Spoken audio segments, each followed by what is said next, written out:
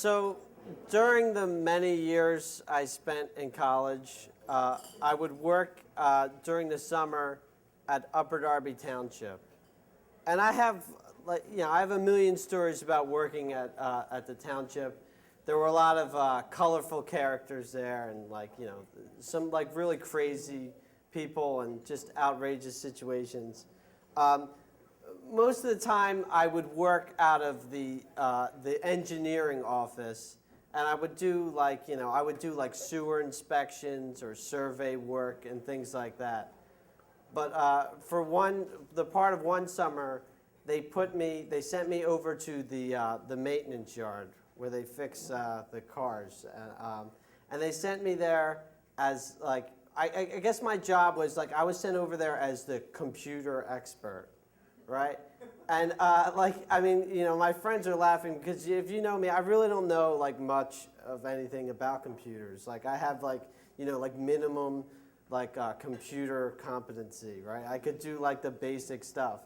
But these guys, most of the guys over at the maintenance yard, they were all bikers and guys with tattoos all over them and classic kind of grease monkeys too, and just there were guys that they weren't really used to learning new things and weren't really open to learning new things, and I would have to show them how to use the computer, mainly to put in work orders, and they would always be yeah, show me that later or whatever, right?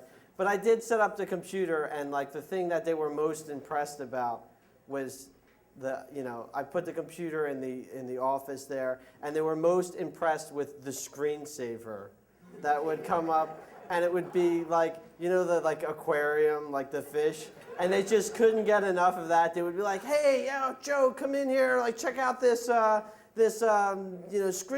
It's just like having an aquarium. They thought that was amazing. They couldn't get over that. But so while I was working there was this one guy there that he was off in the corner, sort of by himself, and he only worked on the trash trucks, right? And he was an older guy. He had gray, spiky hair. He was pretty short, very clean cut. He was immaculate. Even though he worked in trash trucks, he was always very clean. He was the only guy who would wear his uniform, his full uniform, and it would still have the crease in it, and his shoes would be shiny. And in fact, a lot of times you would look over and he was constantly vacuuming himself down and stuff like that, right? And so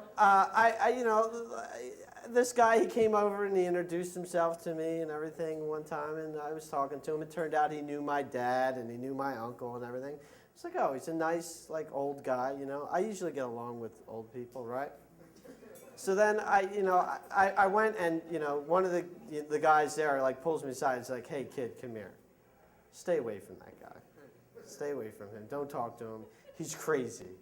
And I'm what do you mean? He seems like a nice guy. They're no, he's crazy. And the whole crew was there, and they were telling me oh, Joe, he's a lunatic. Why do you think we put him over there? He's nuts. He's a killer. He's he's crazy, right? And they told me this story about a time and they said somebody knew somebody who was there and the guy's name was Joe, when Joe threw a grenade into somebody's kitchen, right?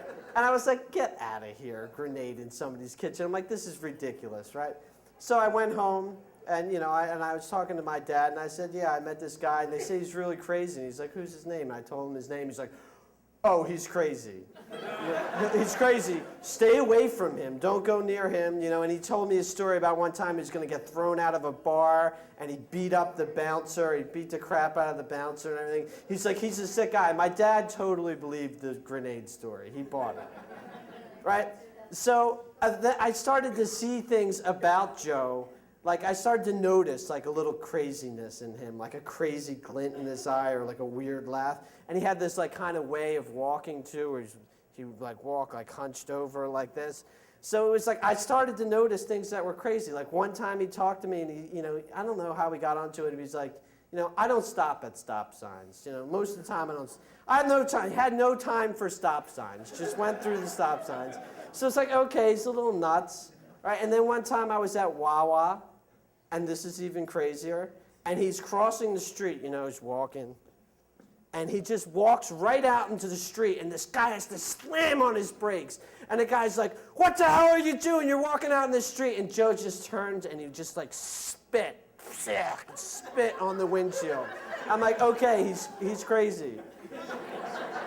But the worst was, there's a police captain, because it was the whole township, and including the police force. And there's a police captain at the maintenance yard. And we were all hanging out in in the office, because nobody does any work there, really. And we were all hanging out in the office, and he was just telling stories and joking around. We were laughing or whatever.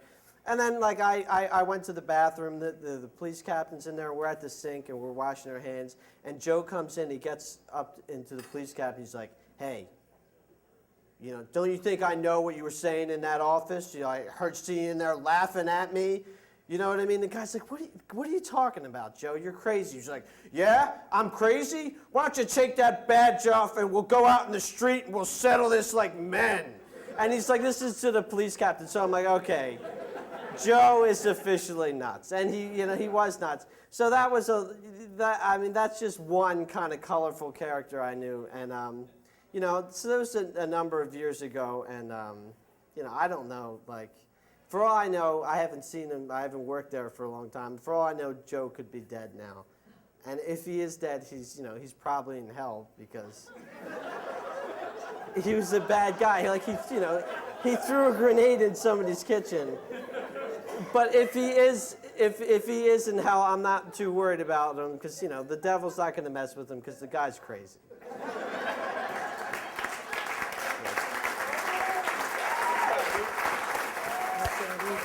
Thanks.